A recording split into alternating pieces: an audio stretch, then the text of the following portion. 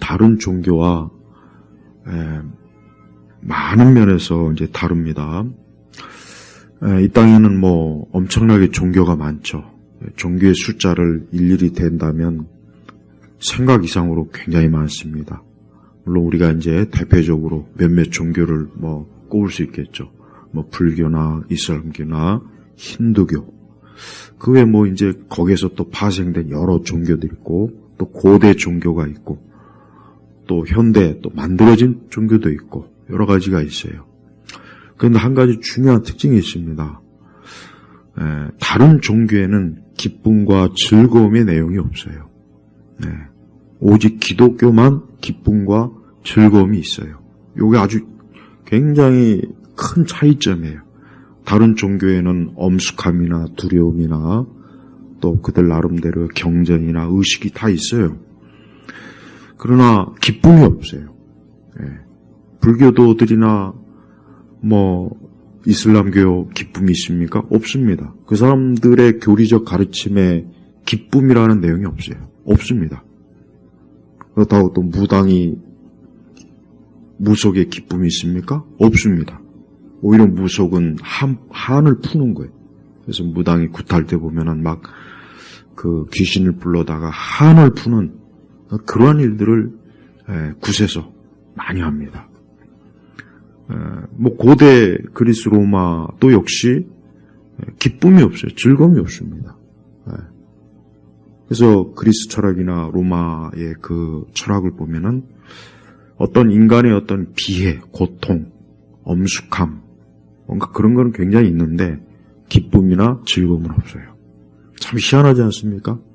오직 기독교만 기쁨과 즐거움이 있어요. 그래서 예수님이 십자가에서 죽으셨을 때는 마치 모든 것이 다 끝났고 이제 무너졌구나, 끝났구나. 제자들도 이제는 뭐 우리 예수님이 십자가에 죽으셨으니까 우리가 이제 할 일이 없다. 그래서 다 뿔뿔이 흩어지고 막 그랬죠. 그러나 예수님이 어때요? 3일 만에 죽음에서 부활했어요. 바로 이거예요. 그러니까 기독교에서 이 부활이라고 하는 것은 기쁨이에요. 즐거움이에요. 한번 생각해 보십시오. 사람이 죽었다가 다시 살아난다는 거. 이거는 어떤 말로도 표현할 수가 없는 거예요. 우리가 몸이 아팠는데 죽을 병에 걸렸는데 몸이 나았어요. 얼마나 기쁩니까? 아니 그것만 해도 기쁜데 죽음에서 생명으로 나사로가 죽어서 무덤에 갇혀 있었고 몸이 이제 썩어서 부패가 진행됐는데 예수님께서 나사로에게 나오라, 무덤에서 나오라 했을 때 나사로는 자기 스스로 걸어서 나왔어요. 얼마나 기뻤겠어요. 놀랍기도 했지만 기쁨이요. 왜? 죽었던 그 나사로가 생명을 얻었으니 그 현장에 있던 사람들은 놀랍기도 했겠지만 기쁨이에요. 그러니까 기독교는 기쁨이에요. 기쁨. 이게 참 우리 그리스도인들이 알아야 될 아주 중요한 문제예요. 왜?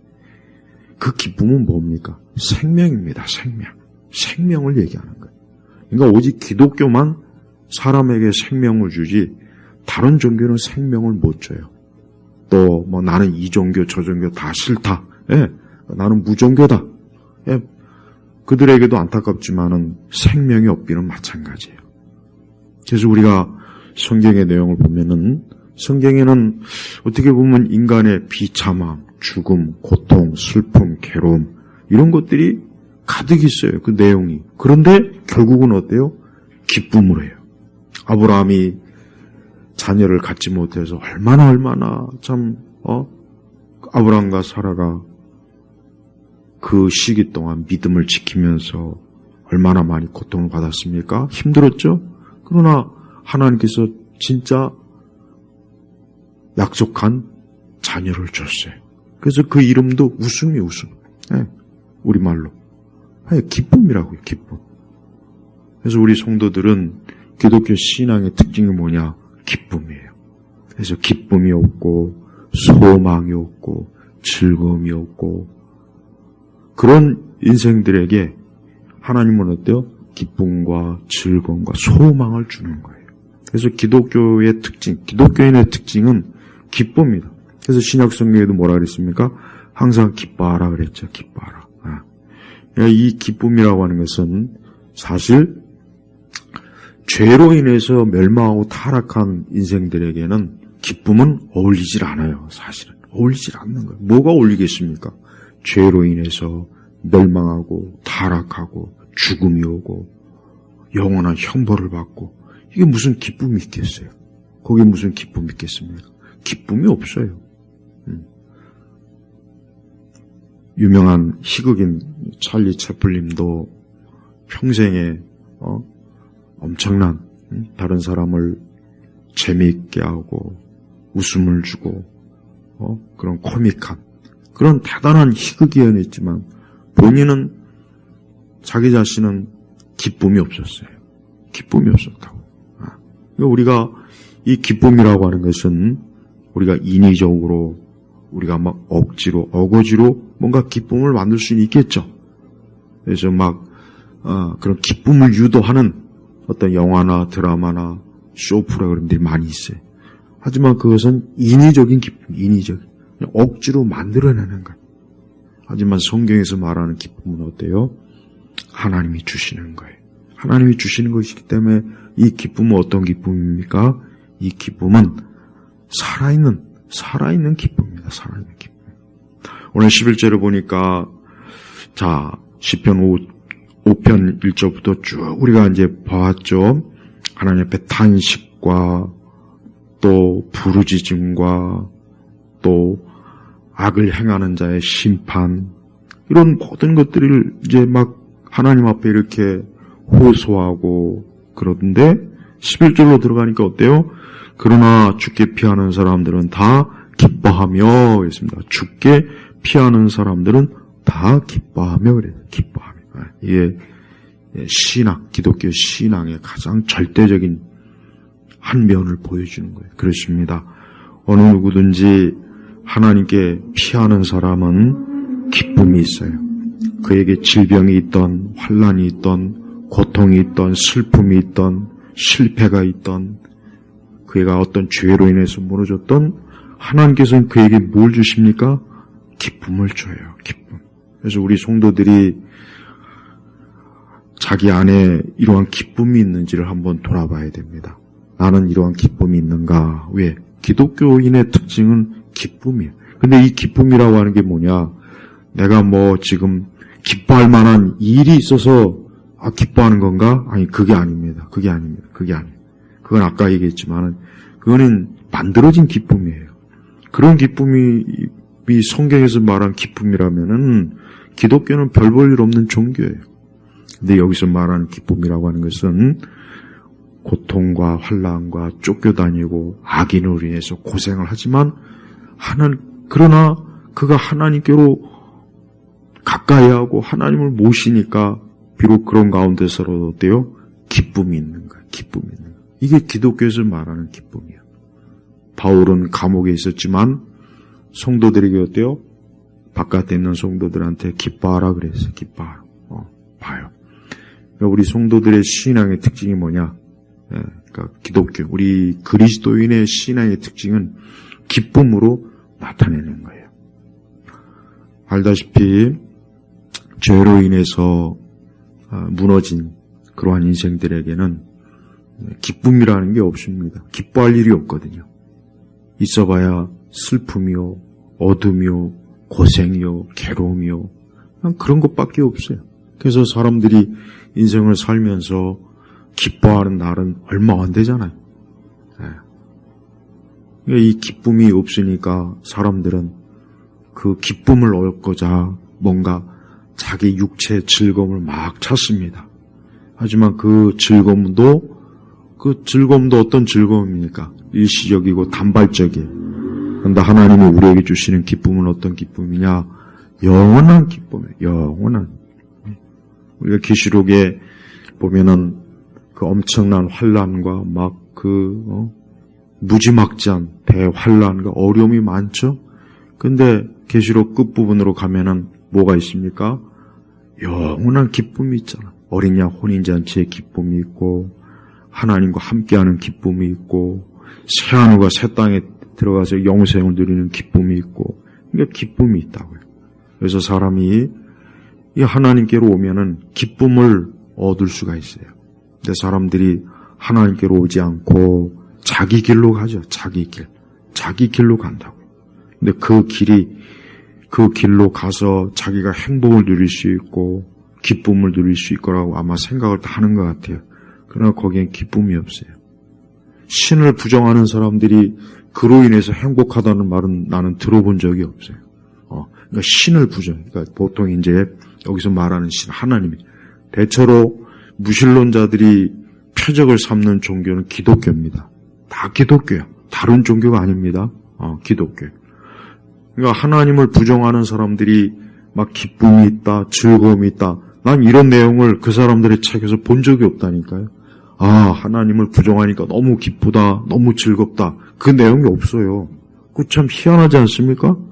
아니, 그렇게 하나님이 없다 하면 하나님을 안 믿으니까 너무 기쁘다, 즐겁다. 이런 내용이 있어야 되잖아요. 근데 없어요. 없다고요. 오히려 어때요? 하나님 믿는 사람들이 오히려 기쁨이 있다, 즐거움이 있다, 소망이 있다. 그렇습니다. 그 사람들이 설령 병상에 있어도, 죽음의 자리에 있어도, 지금 큰 환난과 어려움이 있어도, 좀 근심과 염려되는 것들이 있어도 하나님으로 인해서 기쁨이 있는 거예요. 그렇습니다. 하나님을 부정하고 하나님이 없다, 신이 어디 있느냐, 무슨 하나님이 세상을 창조하고 이 사람을 만들었느냐, 막 그렇게 하나님을 막 부정하고 그러는데, 그렇다고 해서 그 사람들이 그것 때문에 막 기쁘다, 즐겁다, 신난다, 그게 없어요. 왜 좀 거짓말이라도 좀 그렇게라도 좀 쓰면 좋을 텐데, 기쁨이 없는 거예요. 그러니까 인간이 하나님을 가까이 하지 않고 하나님을 멀리 찾고 원수로 삼는 그런 인생들은 절대 기쁨이 없습니다. 왜 사람들이 어느 시대를 막론하고 왜 인생들이 뭔가 모르게 살다 보면 점점 삶이 어두워지고 우울해지고 뭐 그래요. 다 그렇습니다. 네, 다 그래요. 예외가 없습니다. 뭐 돈이 많고 많이 배우고 그래봐야 나이 먹으면 다 별거 그런 것도 그렇게 큰 영향을 미치지 못해요. 하나님이 없으니까 점점 어때요? 그 인생이 어둠 속으로 계속 무덤 속으로 자꾸 들어가는 거예요. 예수님이 십자가에서 죽으시고 3일 동안 무덤에 있었죠. 그때 여인들이 예수님을 장사하려고 무덤가에 갔는데 그 무덤은 비어 있었어요. 그래서 그 여인들이 굉장히 놀랐습니다. 또 한편으로 슬퍼했어요. 그런데 예수님이 나중에 부활의 몸을 입고 나타났을 때 그 여인들은 어땠을까요? 기뻐했겠죠. 얼마나 기뻐했겠습니까? 그래서 우리 기독교는 그리스도의 부활이야말로 기쁨이에요. 또 기독교는 다른 종교하고는 달리 뭐가 또 특징이냐? 기쁘기 때문에 뭘 합니까? 찬송을 하지 않습니까? 찬송을. 나는 불교도들이 그 찬불 가는 거 보면 난 참 이해가 안 가요. 그거 다 기독교에서 모방한 거라고요. 뭐 성가대식으로 이렇게 모방했더라고요. 참 그거 보면 웃겨요. 그거는 불교 전통에서도 없는 건데 그냥 기독교를 모방하는 거예요. 그러니까 찬송과 찬양으로 그 신앙을 드러내는 종교는 기독교밖에 없습니다. 다른 종교는 없어요. 없습니다. 다른 종교는 없어요. 그래서 엄숙하고 뭔가 무겁고 두려운 의식은 있어요. 그리스나 로마의 그 신들을 높이는데 거기에 찬양이 있습니까? 찬송이 있습니까? 없어요. 기독교만 있는 거예요. 그래서 여러분 우리가 하나님 앞에 예배 드릴 때 왜 찬송을 하느냐? 그건 뭐냐? 그거는 그냥 단순히 어떤 음악적인 기교를 드러내려고 하는 게 아니라 기쁘니까 찬송을 하는 거란 말이에요. 그러니까 살아있는 거예요. 이 세상 많은 노래가 있고 그렇죠. 많은 노래가 있어요. 세상에. 하지만 이 찬송과 이 세상 노래의 차이점이 뭐냐? 찬송은 생명 있는 자의 기뻐하는 외침이고 세상 노래는 뭐예요? 죽은 자의 외침밖에 안 되는 거예요. 그래서 성도들은 하나님을 찬송함으로 자기의 기쁨을 표현하는 거고 세상 사람들은 노래를 부름으로 자기 속에 있는 어둠이나 두려움이나 근심을 해소시키려고 하는 거예요. 그래서 막 이 세상에 노래에 깊이 빠진 사람들은 그걸 부를 때 막 겉으로 막 기뻐하고 막 즐거워하는 것 같지만 부르고 난 다음에는 마음이 공허해요. 마음이 공허하고 어둡고 더 허전하고 더 불안하고 진짜 그래요. 그러나 우리 찬송은 어때요? 기쁨이에요. 기쁘고 찬송을 부르면 부를수록 올바른 찬송, 올바른 찬송, CCM이나 이런 거 말고 올바른 찬송을 부르면 부를수록 마음이 막 기쁘고 영혼이 막 힘을 내고 얼마나 좋습니까?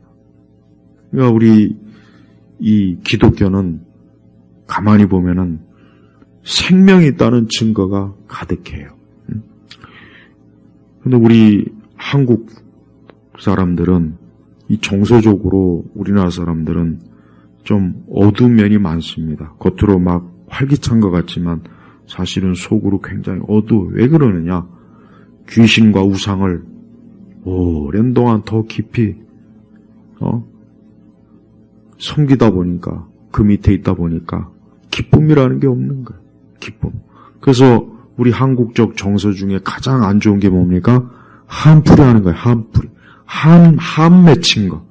막 한이 맺혀갖고 막 그래서 옛날 우리나라 귀신 전설의 고향 보면 맨날 한이 맺혀갖고 그냥 머리 산발하고 소복 입고 입에 칼 물고 뭐 내용 자체가 어때요? 어둠이 어둠. 기쁨이 없다고요. 기독교는 거기에 반해서 뭐가 있습니까? 우리 예수님께서 십자가에 부활하심으로 죽음과 사망에서 생명을 얻었다. 기쁨이라고 기쁨. 그래서 기독교는 무덤의 종교가 아니라 뭐예요? 기독교는 생명의 종교예요. 그래서 다른 그 어떤 종교보다도 사람들이 이 기독교라는 종교를 안다면, 제대로 안다면 다 기독교로 올 거예요. 절대 천주교나 불교나 무슨 유교나 이슬람교나 힌두교 그런 쪽으로 가지 않을 거라고. 거기에는 생명이 없어요. 거기는 어느 면으로 보나 거기는 생명이 없다고요. 두려움. 어떤 그들이 믿는 신에 대한 두려움, 어떤 엄숙함, 뭔가 비장함, 막 그런 게 있거든.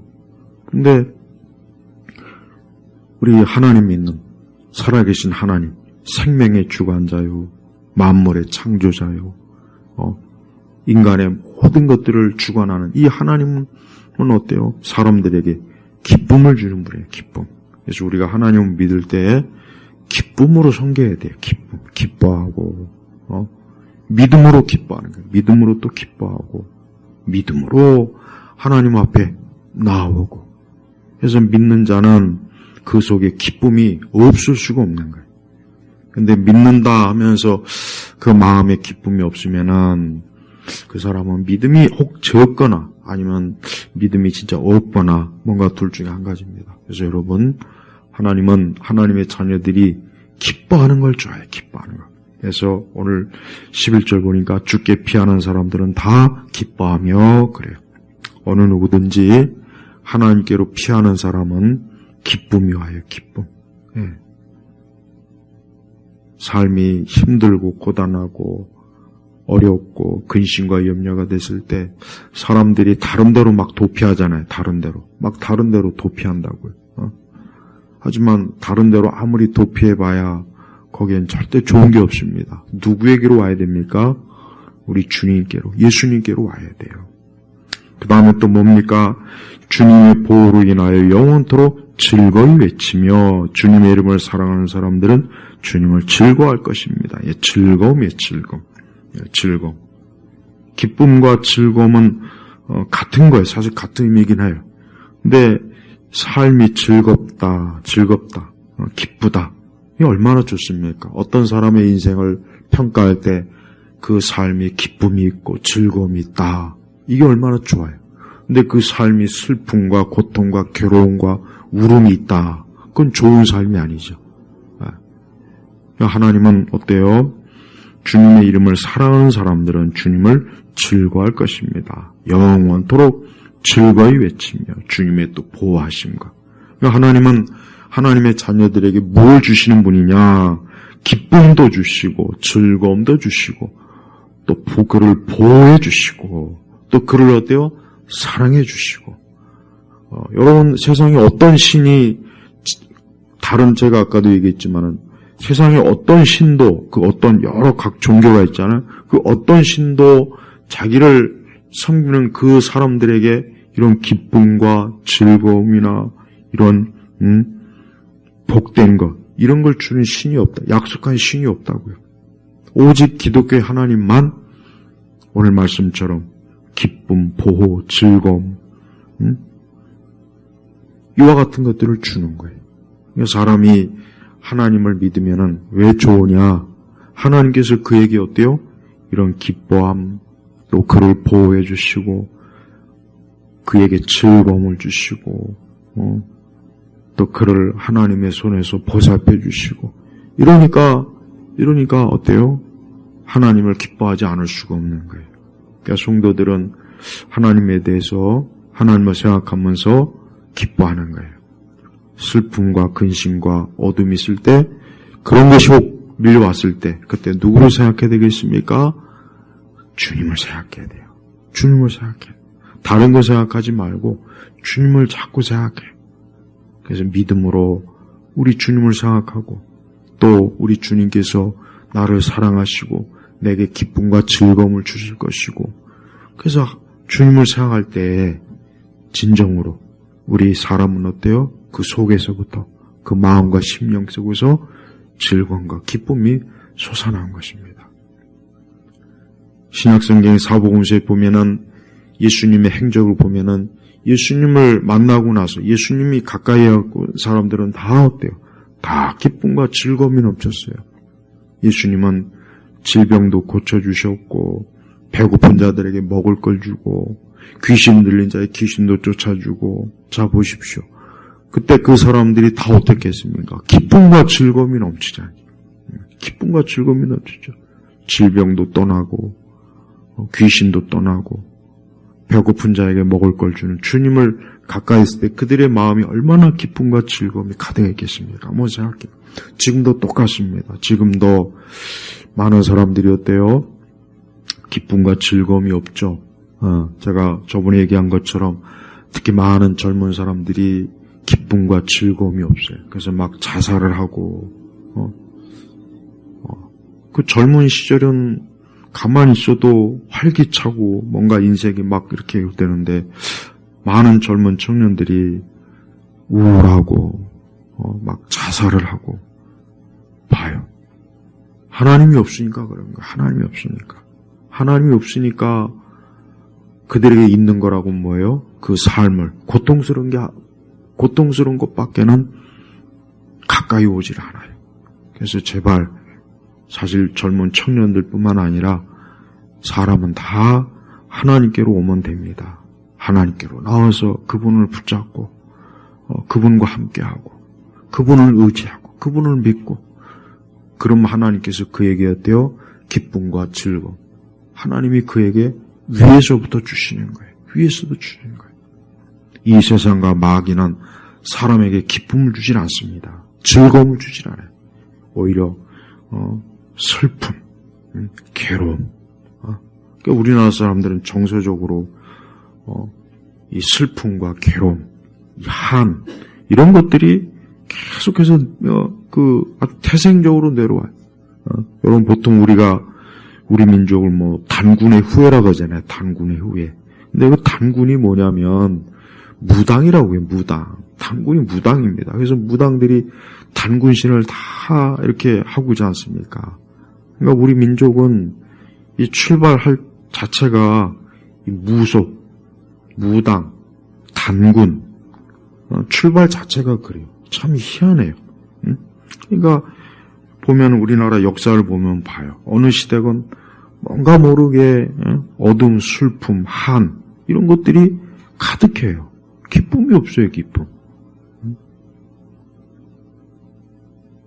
살아계신 하나님을 믿지 않고 귀신과 우상을 쫓으니 거기 무슨 기쁨이 있겠습니까? 그것은 서양도 마찬가지예요. 서양도 기독교가 들어오기 이전에는 그 고대 우상과 고대 그 악마, 마귀, 사단의 종교에 깊이 물들어갔고 그들도 역시 기쁨이 없기는 마찬가지예요. 그러나 기독교가 들어오고 나서부터 서서히 하늘의 기쁨이 사람들에게 넘치고 그럼 기독교의 영향으로 인해서 어때요? 민족의 성향이 또 바뀌는 거예요. 기쁨으로 바뀌는 거예요.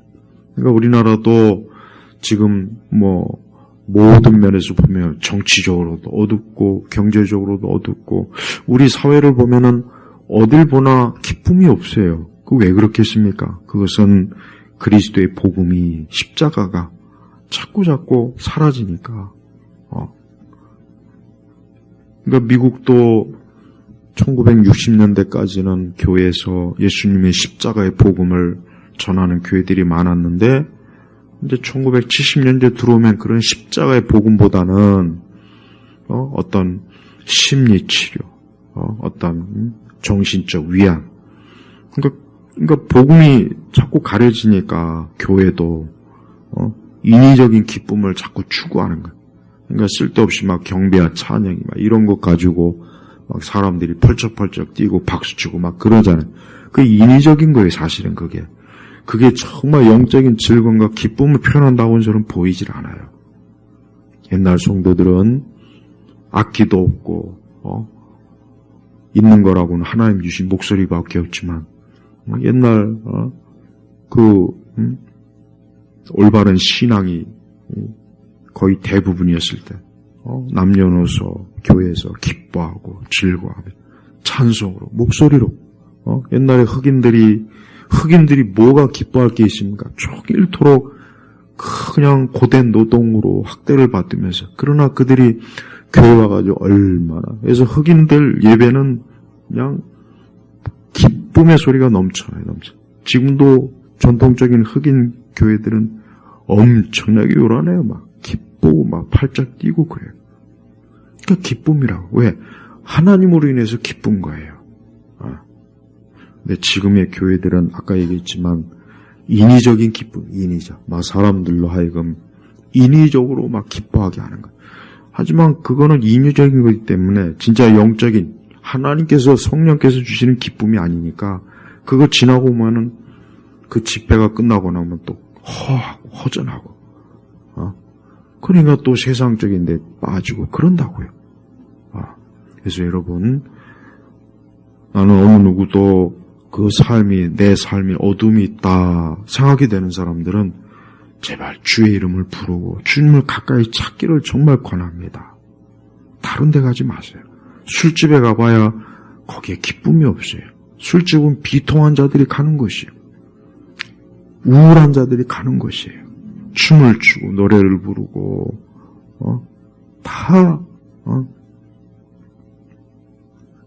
체스터톤이 그랬죠. 가장 슬퍼하는 사람이 가는 집은 창녀촌이라고. 그 말이 딱 맞습니다. 딱 맞아요. 그러니까 인간이 육적으로 슬픔과 고통이 가득하면 가득할수록 어떻게 나가냐면 육신의 쾌락으로 많이 빠집니다. 더 깊이 빠지는 거. 왜? 그 안에 있는 육신의 쾌락 때문에, 그 안에 있는 우울함과 어두움을 해소시키려니까 육신의 쾌락으로 빠질 수밖에 없는 거예요. 그럴 수밖에 없는 거예요.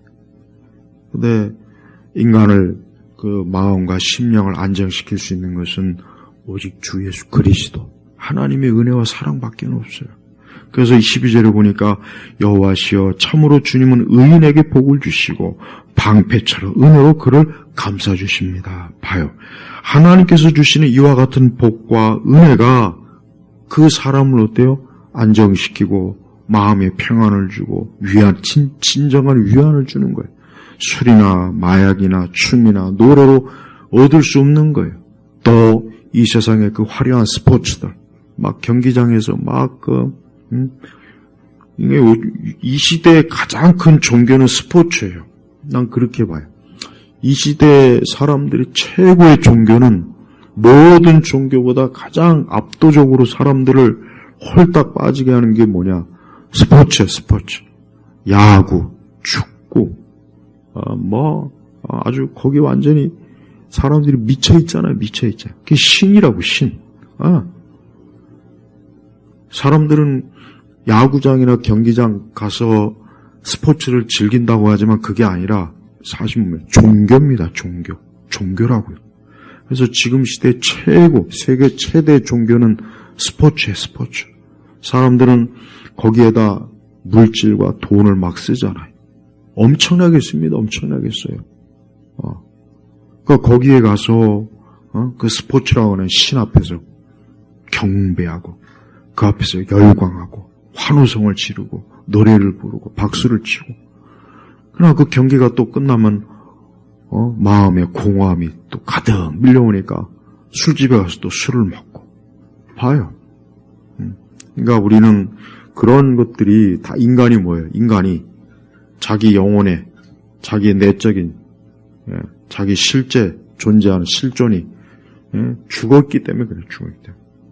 근데 사람이 하나님께로 돌아올 때에만 그 모든 것들이 해결되는 거예요. 하나님께로 돌아오지 않으면 사람의 상태는 뭔 짓을 해도 어딜 가도 뭘 해도 조금 더 나아지질 않습니다. 조금 더 나아지질 않아요. 오늘 이 시편의 말씀은 굉장히 중요한 말씀이에요. 그래서 주님은 의인에게 복을 주시며 방패처럼 은혜로 그를 감싸주십니다.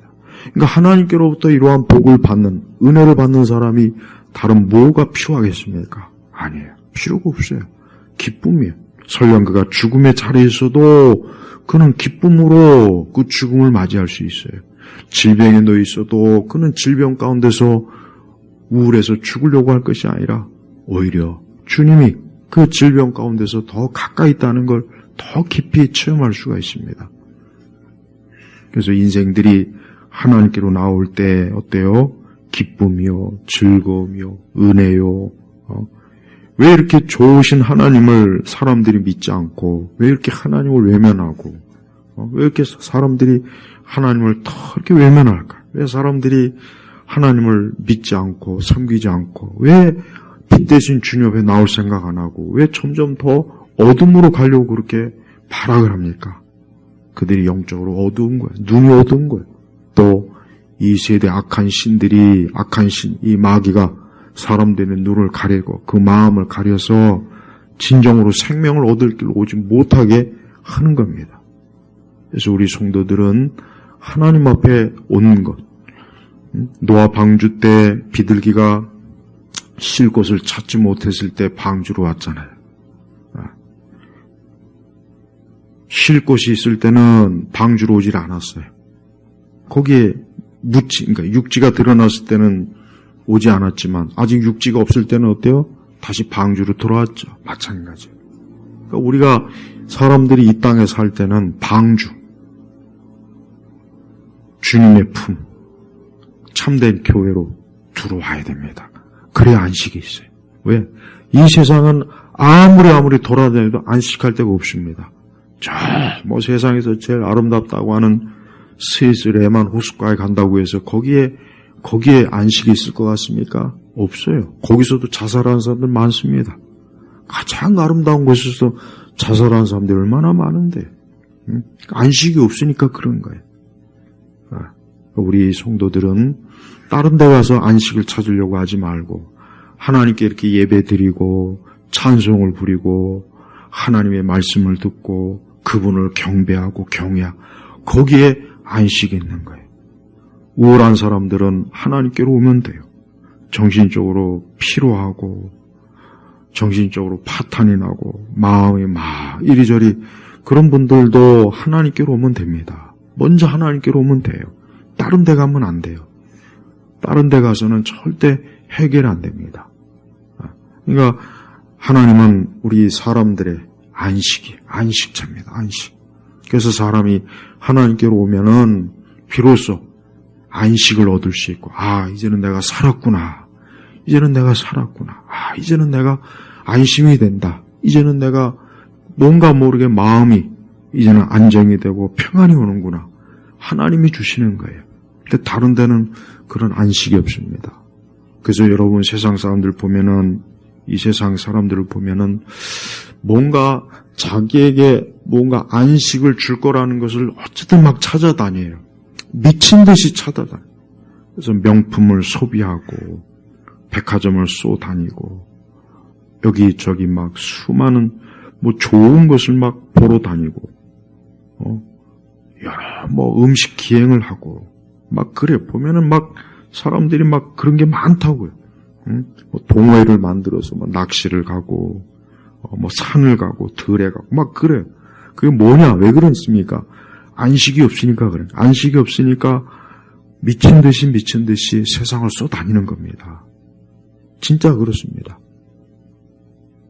그가 만약에 진짜 예수님으로 인하여서 하나님으로 해서 안식을 얻으면 이제 그런 것에 대해서 더 이상 매이질 않을 거예요. 왜? 그 자체가 노예 생활이고요. 노예죠. 가만히 있질 못하는 거예요. 뭐라도 자꾸 쏘 다녀야 되고 바다로 산으로 들로 미친 듯이 막 다녀야 돼요. 그래야 어때요? 막 이 마음이 안정이 불안한 마음이 안정이 되니까. 그래서 여러분 현대인들이 더 힘든 거예요. 피곤한 거예요. 과거보다 훨씬 피곤합니다.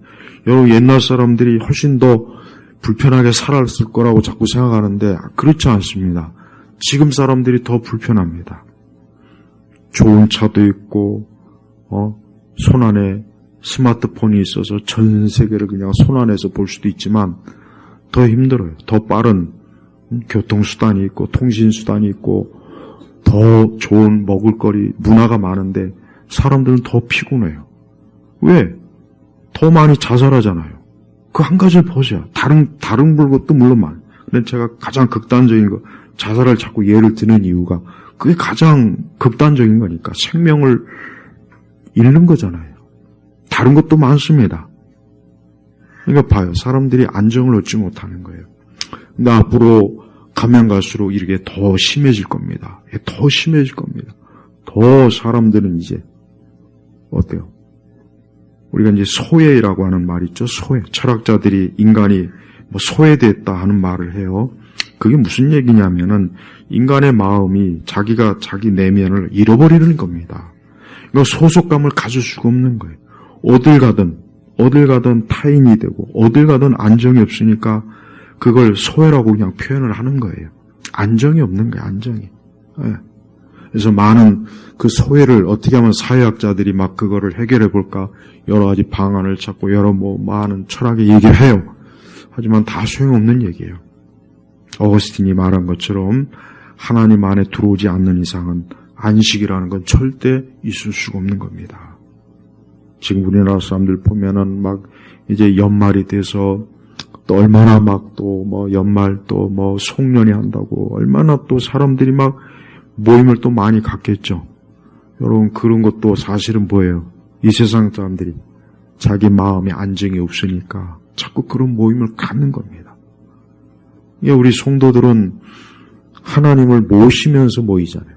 그게 다른 거예요. 그러니까 사람이 하나님을 모시면은 그게 가장 좋은 겁니다.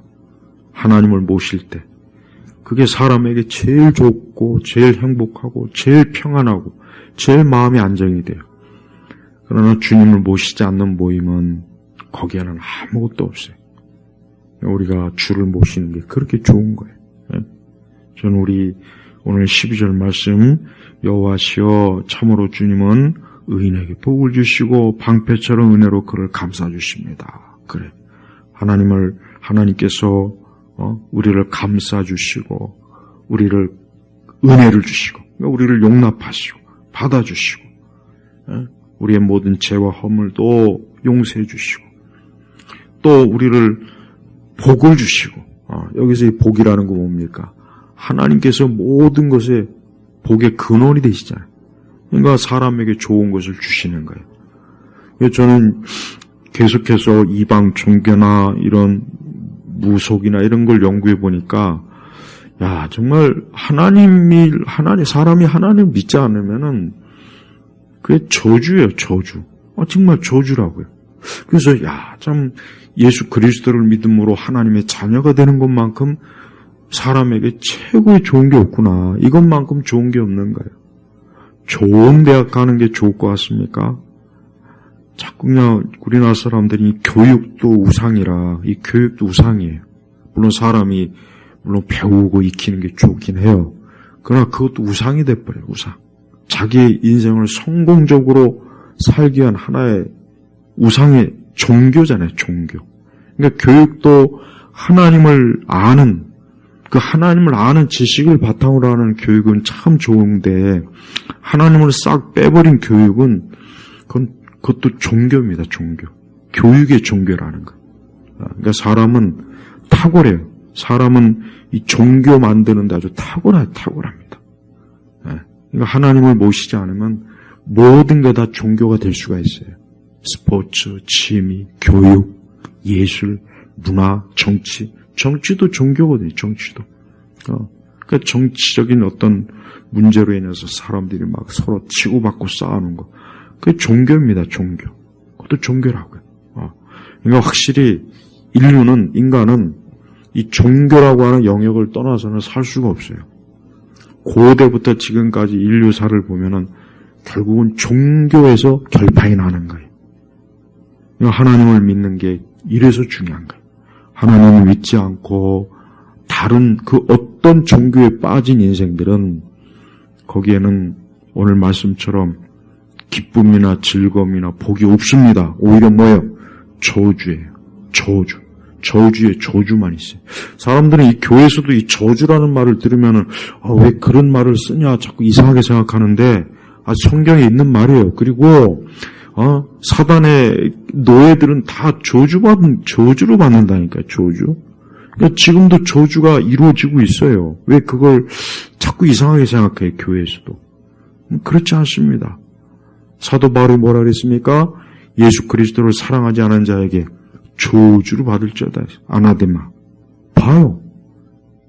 바울의 입에서도 저주란 말이 나왔다고. 왜? 그리스도를 사랑하지 않는 자, 즉 그리스도를 믿지 않는 자는 저주를 받는 거예요. 저주. 한 개인이 저주받고 그 집이 저주받고. 그러니까 우리 성도들은 예수 그리스도를 믿고 하나님의 자녀가 되는 거, 이걸 정말 감사하게 해야 돼요. 그분께 예배를 드리고 그분이 나를 택해 주시고 내가 그분을 찬송하고 기도하고 하나님의 이 생명의 말씀이 내 손에 있고 얼마나 큰 축복을 받았습니까? 이 축복을 진짜 축복으로 아는 사람은 기쁨이요 즐거움을 진짜 누리겠지만 그러나 교회 안에서도 이걸 모르는 사람들은 누리질 못하는 거예요. 앞에 풍성한 먹을 게 있음에도 불구하고 그걸 먹지 못한다면 얼마나 고통스럽겠습니까? 그거하고 똑같은 거예요. 우리 예일교회 성도분들 이제 한 해가 어두워져 갑니다. 또 한 해가 시간이 갑니다. 인류는 이 세상은 하나님이 정한 대로 지금 가고 있는 거예요. 특별하게 뭐 내년에 뭐 기대할 필요도 없어요. 하나님이 정한 시간, 정한 역사, 하나님이 정한 구속사의 그 시기로 계속해서 달려가는 겁니다. 근데 그 가운데서 구원받은 자는 생명으로 가지만 구원받지 못한 자는 멸망으로 간다는 것. 이거를 여러분 꼭 알고 있어야 됩니다. 전 우리 예일교회 성도들이 오늘 말씀처럼 주님 안에서 기뻐하고 즐거워하고 소망을 가지고 막 마음에 막 하나님께서 주시는 복을 드리고 그 은혜로 인해서 그 마음에 밝고 그러기를 주의 이름으로 축복합니다. 기도하겠습니다. 아버지 하나님 감사합니다. 주의 하신 말씀처럼 우리 온 성도들이 하나님이 주시는 기쁨과 즐거움, 소망이 가득한 그런 인생을 살게 하소서. 온 땅의 사람들이 어둠에 묻혀 있고 비참함에 묻혀 있습니다. 그러나 그리스도의 생명이 있는 우리에게는 즐거움이요 기쁨이요 소망이 넘치는 그런 삶이 가득하니 하나님께 감사와 영광을 올립니다. 예수 그리스도의 이름으로 기도 올렸습니다. 아멘.